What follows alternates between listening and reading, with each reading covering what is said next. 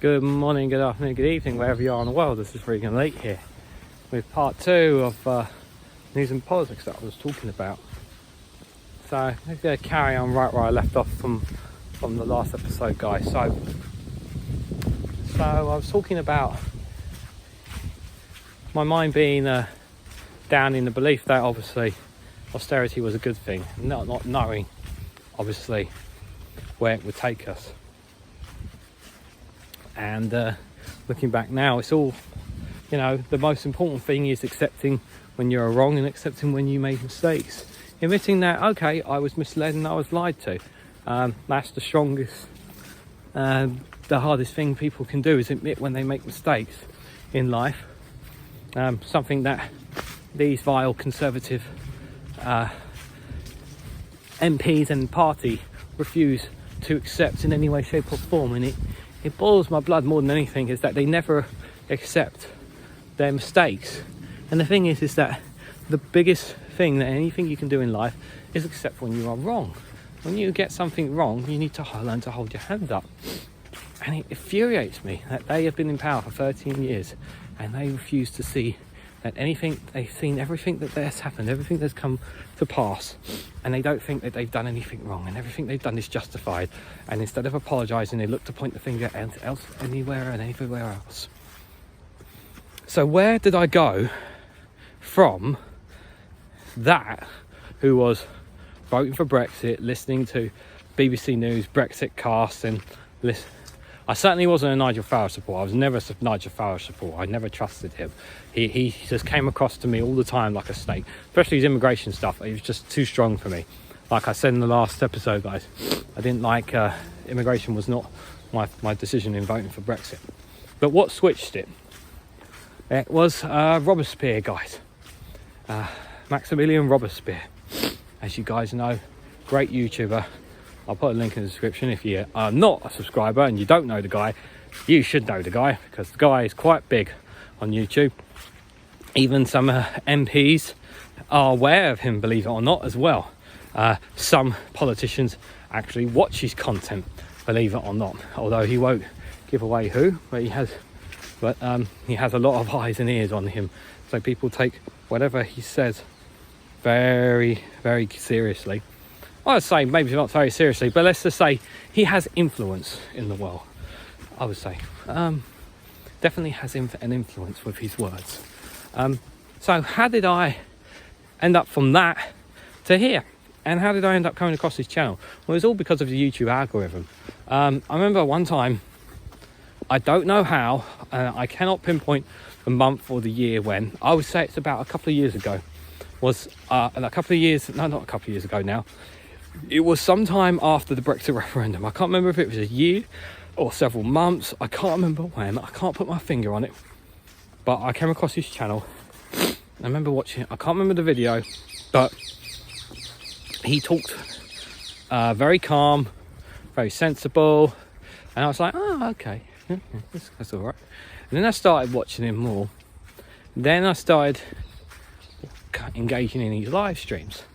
All of a sudden, the more time passed, the more I was less listening to the news. I stopped picking up the Sun newspaper. I stopped listening to certain podcasts, and I was just taking knowledge from him.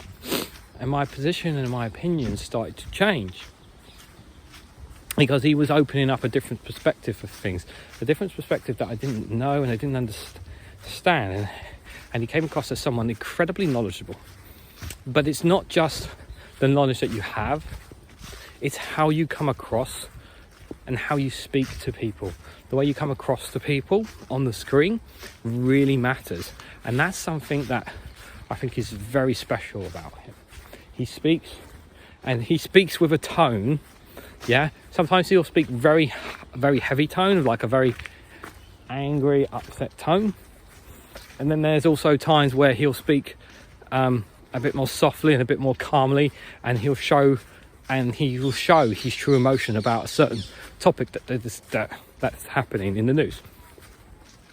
And it really connected with me, and I really felt and understood what he was talking about, and I was in agreement with so many things that he talked about. Now, I'm not going to say here and tell you that I agree with absolutely 100% of everything that he talked about, but the vast majority of things, over time I learned. The vast majority of things, I will say, that I've come to learn and agree with him. And then that, in turn, is what led me down more into news and politics.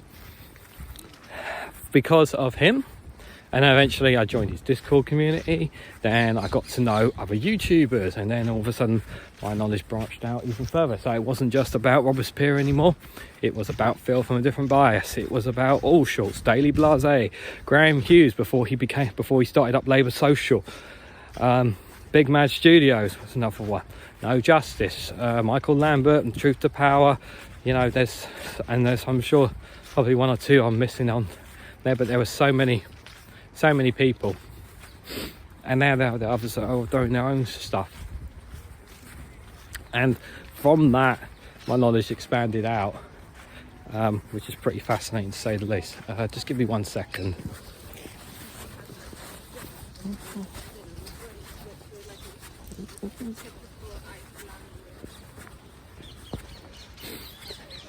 Just try not to step in mud there. So remember, like I said, I was recording in the afternoon, so there's actually a few more people out. It's still, floor's a bit muddy, to be fair, but that's where it branched out. So now, although I still open up news articles and look at certain news outlets and whatnot, and I use social media now, I use Twitter mainly still as another source of income. There's certain Twitter handles I follow who are just as on the ball with knowledge, as well as YouTubers on there. So my opinions and my knowledge has without doubt expanded a lot more, and it's basically all from him. So, you know, I wouldn't have met Lee Korn if it wasn't for all the way back then. You know, we wouldn't have had the Saturday night games that we have on Discord. Not every Saturday, I can't do every Saturday like I used to, but most Saturdays I come on, and we have a host of games nights we do on Saturday on the Discord community, and then obviously the Snowflake Show and this channel and our own Discord community. It all started from there, and that's kind of the story really from the news and politics really. Now, as of right now, speaking to you guys right now, obviously news and politics is not everything to me, although I do, as of right now I am unemployed, but obviously that can change at any point, and obviously that'll mean that I can't be on the ball with news and politics as much as I will be able to if I'm working again. But at the same time I have to make money. Now, I can't just be I don't make money off YouTube. I'm not a member or anything like that. I'd love to be a member. I want to get past that threshold because I do want to get up there, guys. I really do. And I'd love to do it full time, but obviously I have to be realistic about what I can and can't do, guys. But that's not to say that I don't have passion. I really am passionate about caring about other people's well-beings and that, you know, talking about mental health. Something really does really matter to me. Not certain stories that certain YouTubers don't talk about, and some of you guys don't know because you don't go. Not everyone goes out of their way to read every single news outlet, every single article, every single headline, and I think it's really important to emphasize as much, try to get as much out there as I can. That's just why sometimes I do more than I should do, because like if I feel like a story needs to be told, I try to get it out there, whether it's a full video or shorts video. At least I'm putting it out there so that at least you guys can see it, so that you know it's out there if you haven't seen it somewhere else. So but anyway, that's the end of this one, guys. Thanks very much for watching.